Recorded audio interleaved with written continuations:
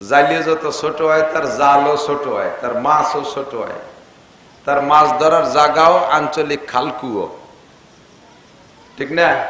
ছোট ছোট চিকুন জাল দিয়ে মাছ মারে, চেলা ফুটি তেলুটাই বাইতুটাই এই ছোট বাইন কুইতে মুইতে যা পায় তাই বাজারে বেচে। আর জালিয়ে যদি বড় হয়, বড় বড় বাসাড়ি আর বড় বড় ট্রলার নিয়ে সাগরে চলে যায়, জালের ফাঁসা এত বড় বড়, ছোট মোটো মাছ হতে বাঁধে না, বড় বড় মাছ বাঁধে। তো ওলামায়ে কেরামদের ভিতরে আল্লাহ তাআলা দায়িত্ব ভাগ করে দিয়েছে, আমি ছোটদের ভিতরে আঞ্চলিক জাল খেয়াই, খালকুয়ো ছোট মোটো দেখে দেখে এর ভিতরে মারি, যা বাঁধে। আর বড় বড় জালিয়েরা যারা আছে, বড়রা, বড় হুজুর, তাদের জালে বড় বড় মাছ বাঁধে, হাসিনে বাঁধে, খালেদা বাঁধে, এরশাদ বাঁধে, জিয়া বাঁধে, এ মন্ত্রী ও মন্ত্রী সে মন্ত্রী, এদের বড় জালে বড় মাছ বাঁধে। আমার জাল ছোট, এই জন্য আমি অত বড় জায়গা খেয়াও দিই না। আমার জনগণ সামনে যারা থাকে এদের প্রয়োজন কি, সে বিষয় নিয়ে আমি আলোচনা করার চেষ্টা করি। আল্লাহ পাক রব্বুল আলামিন অর্ডার করেছেন আপনাদেরকে, দিক তাকান সবাইকে, আমিও তার মধ্যে আছি, আমাদেরকে আল্লাহ অর্ডার করেছেন ফাসআলু আহলা যিকরি ইন কুনতুম লা তা'লামুন। আমার দিক খেয়াল করতে বাবা, পান তো একেবারে আইরিও গেলে চাবাচ্ছে না, এদিক ওদিক টাকাচ্ছে না, খাইতেই তালে রয়েছে, অত জোরে চাবালি ভরা তো অশ্বনে করলে একসাথে দুই কাজ ভালো হয় না। তখন তাও বলে থাকি, আখের ক্ষেতের ভিতরে বাদাম লাগালি ভরা ভালো হয় নাকি? ধান বুনলি ভালো হয়? আখের ক্ষেতে আখই হইতে দিতে হয়, ওর ভিতরে আর এক ফসল ভালো হয় না, ঠিক না? তাহলে ওয়াজের ক্ষেতের মধ্যে বাদামের চাষ, পানের চাষ, বিড়ির চাষ, মোবাইলের চাষ, এই সমস্ত চাষ বাদ দিতে হবে।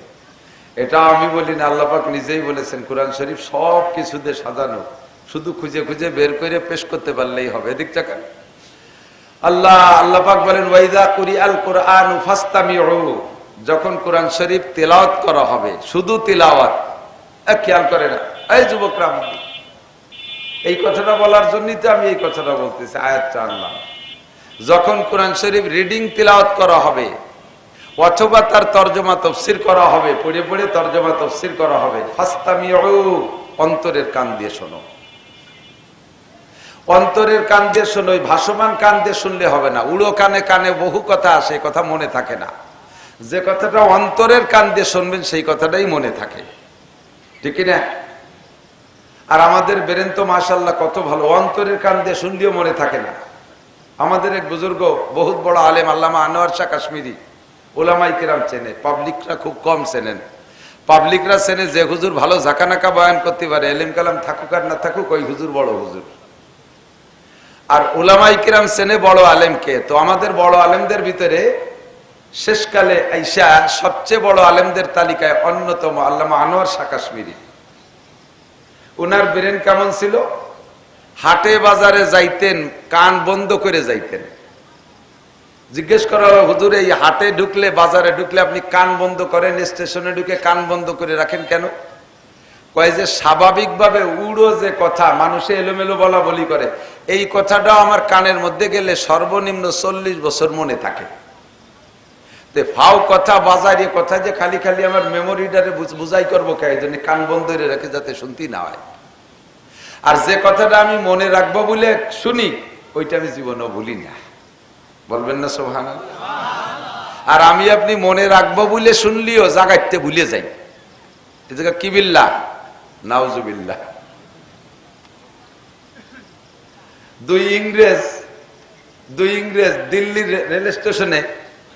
দিল্লির রেল স্টেশনে দুই ইংরেজ বৈশা তুমুল ঝগড়া। ওই জায়গায় উপস্থিত শুধু আনোয়ার শাহ কাশ্মীরি, আল্লামা আনোয়ার শাহ কাশ্মীরি ওখানে উপস্থিত। দুই ইংরেজ ঝগড়া করতেছে ইংরেজিতে। উনি ইংরেজি জানেও না, ইংরেজি কোনোদিন পড়েও নাই। আমার ফুকরে মোহতাম সাহেব হুজুর বলতেন, ইংরেজিতে আমি আলিফও জানি না। ইংরেজিতে আলিফ আছে নাকি? তো উনি ইংরেজিতে আলিফও জানে না। উনার সামনে দুই ইংরেজ ঝগড়া, প্রায় মারামারি লাগার মতো। ঝগড়া যখন করে তখন তো যার যার কায়দায় বলে, ও কথার কি একজনের কথা শেষ হলে আর একজনের কয় নাকি? একটার মধ্যে একটা আইলো ঝেলো মারতেই থালে আছে। অবশেষে দুইজনের বিষয়টা নিয়ে মামলা হইছে। মামলা হইলে কোর্টে তো সাক্ষী চায়, তো বললো যে আপনাদের সাক্ষী আছে? তখন এক মৌলবী সাহেব ছিল, তাই ছাড়া আর কেউ ছিল না। সেই মৌলবী সাহেবরে আনলে উনি যদি বলতে পারে, উনি যা বলবে উনার কথা অনুযায়ী বিচার হবে। পরে অনেক খোঁজাখুঁজি করে ওই দুইজন পাইছে সেই মৌলবী সাহেব আনোয়ার শাহ কাশ্মীরিকে। তা আনোয়ার শাহ কাশ্মীরিকে নিয়ে কোর্টে নেওয়ার পরে জজ সাহেব বলছে যে আপনি কি এই দুজনে ঝগড়ার সময় ছিলেন? বলে জি ছিলাম। তো দুইজনে কি বলা বলি করছে বলতে পারবেন? কয় যে দুইজনে বলছে ইংরেজি, অত আমি ইংরেজিতে বুঝি না। তবে দুইজনে ঘন্টাখানিক ঝগড়া করছে, ওই ঝগড়ার ভিতরে যা বলা বলি করছে যে ইংরেজি টুক হুবহু দুইজনেরটা আমি শুনেই দিতে পারি কিনা কি কইছে। এই দুইজনের এলো ভাতাড়ি ইংরেজি উনি শুনে দিয়েছে, অথচ ইংরেজিতে একটা ওয়ার্ডের তর্জমা উনি জানে না। Computer tape record. তো যে কথাগুলো উনি অন্তর দিয়ে খেয়াল করে শোনেন ওটা কোনোদিন ভোলে না, আর যেটা উড়ো শোনে ওটা 40 বছর মনে থাকে। আমাদের বেরেন লক্ষ্য করে শুনলেও মনে থাকে না, আর সেই জায়গা যদি বাদাম চানাচুর পান সাবা সাবির মধ্যে শোনেন তাহলে তো হবেই না। লম্বা সময় এখানে দেশেন, আরো ঘন্টাখানিক দেবেন, এই সময়টার হিসাব কিয়ামতে আল্লাহর কাছে দেওয়া লাগবে কি লাগবে না?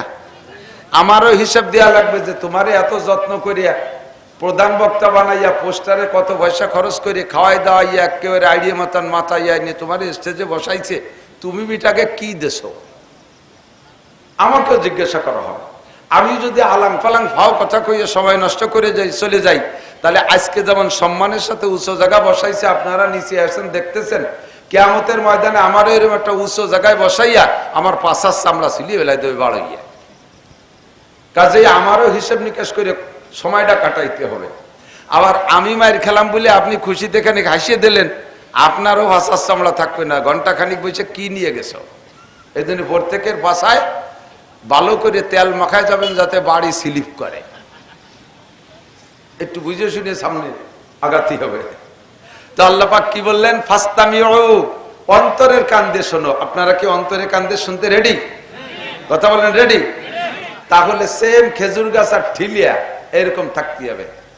খেজুর গাছ কাটে ঠিলিয়ে পাতে না, নালির থেকে যদি আটখানিক জুলাইয়ে ঠিলিয়ে পাতে, তালি লুজ করিয়া রস কি ঠিক মতো পড়বে?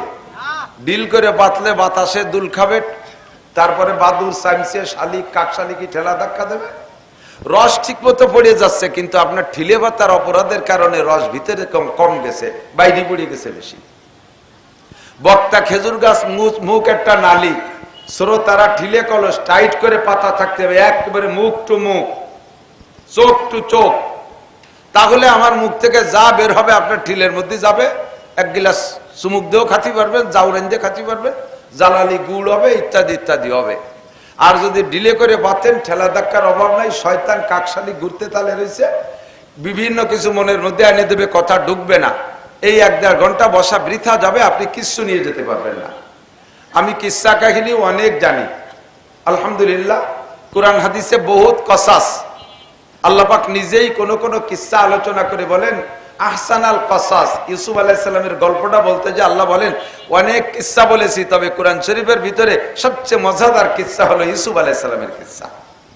নামটা বলার সাথে সাথে সকলের ভিতরে শখ আসছে যে হুজুর তাহলে আজকে ইউসুফ আলাইহিস সালামের কিস্সাটাই কোক। ইউসুফ আলাইহিস সালামের কিস্সার মধ্যে উপদেশ আছে, কিন্তু ওই উপদেশের প্রয়োজন যতটুক তার চাইতে আপনার জিন্দেগিতে আমি দেখতেছি অন্যান্য প্রয়োজন অনেক বেশি। এই প্রয়োজনগুলো আমি বলার ইচ্ছা করছি।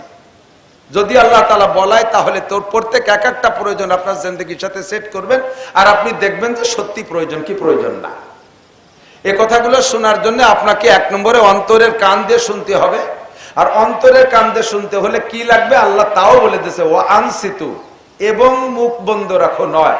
তর্জমা ওয়া আনসিতুর মানে এবং মুখ বন্ধ রাখো এটা নয়, অন্তরের কান দিয়ে শোনো। আরবিতে বলে ওয়াই হালিয়া, অর্থাৎ অবস্থান বর্ণনা করার ওয়াও, এমত অবস্থায় যে তোমার মুখ বন্ধ রাখো। অন্তরের কান দিয়ে কথা শোনো এমত অবস্থায় যে তোমার মুখ বন্ধ রাখো। কিসের থেকে? যতক্ষণ কথা হবে অতক্ষণ আপনি কথা বলবেন না। 2 নম্বরে মুখের আর কোনো কাজ করবেন না, খাবার দাবার সব বন্ধ, সাইলেন্ট, মুখটা একেবারে বিলকুল কথা থেকে বন্ধ, খাবার থেকে বন্ধ, চাতকের মতো তাকায় থাকবেন। তাহলে কি বলেন? আল্লাহ বলেন লাআল্লাকুম তুরহামুন, তাহলে অবশ্যই তোমার উপর রহমত নাজিল করা হবে, আর এই রহমতের দ্বারা তুমি নাজাত পেয়ে যাবে। আল্লাহ তাআলা আমাদের প্রথমে এই কথাটার পর আমল করা তৌফিক দান করুন, বলেন আমিন।